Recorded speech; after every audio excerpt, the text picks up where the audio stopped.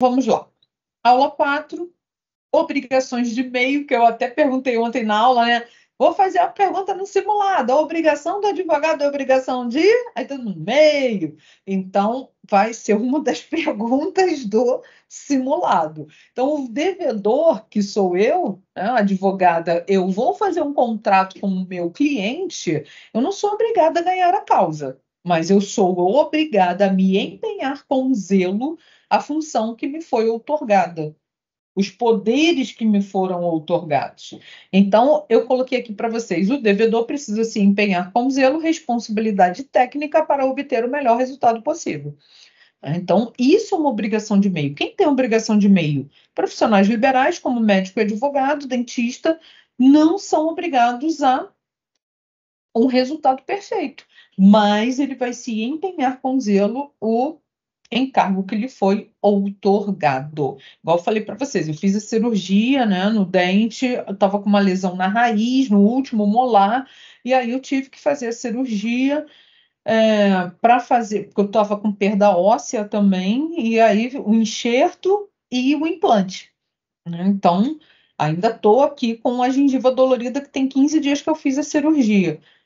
Mas é obrigação do dentista, ele vai se empenhar com zelo. Graças a Deus deu tudo certo, mas nem sempre uma cirurgia dá 100% certo. Graças a Deus que deu, mas é obrigação de meio, ok? O ônus da prova é do credor, que deverá demonstrar que o devedor não atuou com diligência. Então, por exemplo, se eu perco um prazo como advogada, ali está caracterizada a minha negligência como profissional. Eu agi dentro daquilo que a lei prevê, mas se eu perdi um prazo, aí não tenho, aí é obrigação de meio, mas espera lá, o advogado tem que observar prazos. Então, assim, em relação a isso, gente, é uma condição assim totalmente essencial na atividade da advocacia. Igual eu falei para vocês, ontem a audiência que eu fui, ela decorreu daquela ação de revisão de alimentos, que se eu não ataco aquela liminar que a juíza concedeu, o aumento de 4 salários mínimos de pensão para 8, o meu cliente ia estar pagando 8 salários mínimos. Então, ele me procurou, me consultou e eu falei: olha, a estratégia é essa, você tem que agravar dessa decisão. E aí eu vou te cobrar X para agravar, para suspender essa obrigação, porque a lei, né, a juíza determinou uma liminar. Por liminar, ela concedeu o aumento de 4 salários para 8. E aí, o que ele faz? Ele senta e chora? Não. Ele vai buscar um profissional de excelência para poder combater e defender o direito dele. Tá? Aí, eu ajuizei, né, distribuí o agravo, foi muito rápido, gente, porque essa ação ela ajuizou em dezembro. Ele foi citado em fevereiro, eu já fiz o agravo, já suspendi a decisão, ele não pagou nem um mês de 8 salários. Porque quando a citação veio, ele já havia pago os 4 que habitualmente ele vinha pagando. E aí ele não teve prejuízo algum, e muito pelo contrário, eu concedi a ele um benefício econômico importantíssimo, que só por mês eu economizei dele 5 mil e poucos reais, 4 salários mínimos. Né? Então a gente precisa entender isso, né? Como o advogado vai atuar para defender da melhor forma o cliente dele. Então, caberia ao cliente provar que aquele dentista, aquele médico, aquele advogado não agiu com a diligência, prudência devida. Atenção! Nos casos de cirurgias estéticas, o posicionamento majoritário da jurisprudência é de que o médico assume uma obrigação de resultado. Então, isso aí é jurisprudência, não é a lei. Então, se a pessoa vai contratar um cirurgião plástico para botar uma prótese de silicone, não pode ficar pior do que era. Não vai ficar perfeito, porque igual Papai do Céu é difícil fazer. Então, quero o nariz não sei de quem, quero a boca não sei de quem, quero o rosto, sei lá o quê. Mas não vai ficar perfeito, mas tem que ficar melhor do que era. Então, as cirurgias estéticas é de que o médico assume a obrigação de resultado, pois não é razoável supor que alguém se submeta a um procedimento cirúrgico eletivo e com finalidade embelezadora sem a perspectiva desse resultado, né? Então, pode não ficar perfeito, mas exige-se um resultado. Posso perguntar isso na prova? Né? Que na cirurgia estética, a obrigação não é de meio, é de resultado, tá? Não pela lei, mas pela jurisprudência. Na obrigação de resultado, o devedor só se exonera quando o resultado prometido é alcançado, produzindo o resultado ajustado contratualmente. Se o resultado não for alcançado, o devedor é inadimplente, devendo responder pelos prejuízos decorrentes da inexecução. Então, se eu contratei alguém para lavar o meu carro tem que ficar limpo. Se eu contratei alguém para pintar minha casa tem que ficar pintada de forma adequada. Se eu contratei alguém para fazer o escritório, né, com móveis modulados e tal, de acordo com a metragem do meu espaço, tem que me entregar aquele resultado. Tá? Então, obrigações de resultado, eu preciso ter o resultado que é esperado de acordo com o contrato que é firmado. As obrigações alternativas, há uma indeterminação relativa quanto ao objeto, assim, necessariamente, e antes da execução haverá a escolha ou a concentração, que vem a ser a indicação da prestação que será cumprida. Então, na obrigação alternativa, quem vai escolher o que vai entregar de obrigação é o devedor, que esse momento é o momento da concentração. É a escolha do bem que vai ser entregue, a escolha da obrigação que vai ser cumprida. Exemplo, Ana se obriga a entregar um dos seus automóveis a Léo, através do contrato de venda firmado. Um dos seus automóveis. Então, não está dizendo qual. Então, Ana será obrigada a entregar um dos seus automóveis. E aí ela vai entregar um dos seus automóveis. Não pode ser o pior, não pode ser o melhor. Tem que ser algo dentro daquilo que foi ajustado no contrato. Outro exemplo, transportar pessoalmente ou fornecer o transporte. Então, se eu vou contratar um serviço, olha, eu quero contratar o serviço de transporte, eu posso levar ou eu posso fornecer o transporte. Então, eu vou te entregar os livros que você adquiriu. Ou eu vou pessoalmente te entregar, ou eu vou mandar um Uber Flash te entregar. Então, é uma obrigação alternativa. A obrigação extingue-se com a entrega de apenas uma das obrigações pelo devedor, ou uma ou outra, e ali está adimplida, cumprida, resolvida aquela obrigação. Obrigações divisíveis, fracionada entre devedores e credores, obrigação que tem mais de um devedor ou mais de um credor, e cujo objeto seja passível de divisão. Deixa eu ver aqui uma coisa.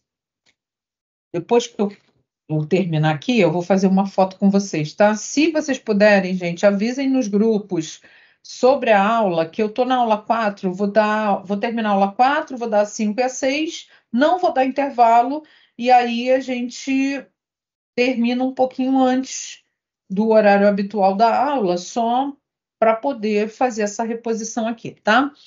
Então, se vocês puderem chamar os colegas, eu agradeço muitíssimo. Coloquem informação lá no grupo, fala, gente, a professora está chamando.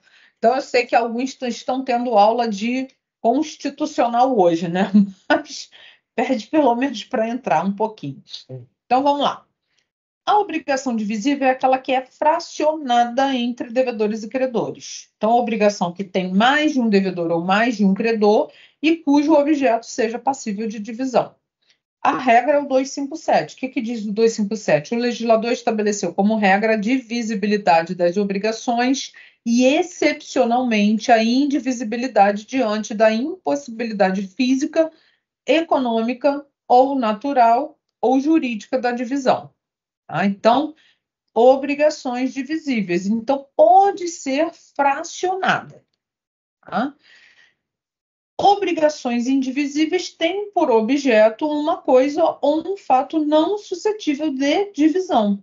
Em um contrato de locação, Marcelo aluga seu esqui aquático para Ana, Isabela e Paula passarem um final de semana na região dos Lagos, no Rio de Janeiro. Encerrado o prazo contratual, Marcelo, além de não receber seu esqui aquático, também não recebe o devido pagamento. Então, isso é uma obrigação indivisível. Quando é que ela é divisível? Quando pode ser dividida um aluguel, por exemplo, entre os três locatários. Aqui ela é indivisível. Por quê? Porque entregar um esqui aquático. Então, tem que entregar o esqui. Quando se trata de obrigações complexas e subjetivas em relação aos sujeitos passivos, o credor pode requerer o cumprimento da obrigação em face de qualquer uma das partes, a seu critério, total ou parcialmente. Isso ocorre porque trata-se de obrigação indivisível. Então, o Marcelo, ele pode exigir esse cumprimento de qualquer uma das três, da Ana, da Isabela ou da Paula. Olha, tem que entregar o esquema, né? Porque vocês alugaram e precisam entregar. Não tem, a obrigação é indivisível, não dá para entregar só, né, uma das partes do esqui, tem que entregar o esqui aquático por inteiro. Tem por objeto uma coisa, um fato não suscetível de divisão, como eu falei, os indivisíveis, e com pluralidade de devedores. O que isso significa? O credor pode exigir de qualquer um. O devedor que pagar exige dos demais devedores a cota que pagou. Então, por exemplo, eu, Fábio e Launa vamos alugar um imóvel. Aí a gente vai alugar um imóvel para a gente passar Natal e Ano Novo no final do ano, né? Do ano de 2024. Quem tem que pagar isso somos nós três, porque nós somos devedores daquela obrigação. Então, pluralidade de devedores. Mas vamos supor que só a Launa pague. Aí ela cobra de nós dois a parte que nos cabe naquela obrigação. Tá? Então, e o artigo 259, ele diz assim, ó, se havendo dois ou mais devedores, a prestação não for divisível, cada um será obrigado pela dívida toda. Né? Então, quando não se tratar de um aluguel, quando se tratar da entrega de um carro, o carro, os três irmãos herdaram do pai um carro, o carro é indivisível. Né? Então, se o carro é indivisível, quem entregar, né, tá, ele vai ser obrigado pela dívida toda. Por quê? Porque alguém tem que entregar, porque a obrigação não é divisível. Agora, quando ela é divisível, o aluguel é de 3.000, cada um tem que pagar 1.000. E se eu pagar os 3.000, depois eu requeiro dos outros dois a parte que cabe a eles naquela obrigação. Agora, a entrega de um carro que aqueles filhos herdaram, qualquer um pode entregar. Por quê? Porque a obrigação é indivisível. O parágrafo único diz: o devedor que paga a dívida subroga-se no direito do credor em relação aos outros coobrigados. Ou seja, se a Launa pagou o aluguel sozinha, ela vai se subrogar na qualidade de credora para cobrar de nós dois a obrigação que nos cabia. Então, ela se subroga no lugar do credor. O que é subrogação? Substituição. Tá? Três credores, um devedor e uma prestação indivisível, né? Aqui a gente está falando da obrigação indivisível com pluralidade de credores. Qualquer credor pode exigir a prestação integralmente. Paga todos e exige o termo de quitação assinado pelos três. Tá? Então, agora é o contrário, tá? Vamos supor que tenha três locadores. Eu sou a locatária. Então, eu que vou pagar o aluguel. Mas o aluguel é no valor de 3.000 reais. Mas eu pago 3.000 reais para qualquer um deles. E tá tudo bem. Tá? Então, eu vou exigir um recibo. Olha, eu estou pagando o aluguel. Eu quero o recibo de que eu estou pagando o aluguel. Ah, quem vai me emitir o recibo? Aquele a quem eu estou pagando. Então, a regra paga a todos e exige o termo de quitação assinado pelos três. Esse é o ideal. tá? Mas se eu pagar a qualquer um, eu exijo o recibo que eu estou pagando os 3.000, que é a minha obrigação, mesmo que tenha 3 locadores, tá? Então, o que eu tenho que fazer como devedora dessa obrigação é exigir a emissão do recibo. Deposita em juízo na ação de consignação e pagamento. Se eles não quiserem receber aquilo que eu expliquei ontem para vocês, não quer receber, eu ajuizo uma ação de consignação e pagamento. Então, pode ser judicial ou extrajudicial essa consignação em pagamento. Obrigações cumulativas, a prestação é composta por 2 ou mais objetos e a satisfação ou adimplemento depende do cumprimento integral, pois as obrigações são somadas, então elas são cumulativas. O cumprimento deverá ser integral sob pena de configurar o inadimplemento. Então, vamos lá. Determinado artista, eu até falei isso com vocês, né? Celebra um contrato de cessão de imagem para figurar em campanha publicitária de determinado produto em mídias sociais. E, olha a adição conjuntiva aí, e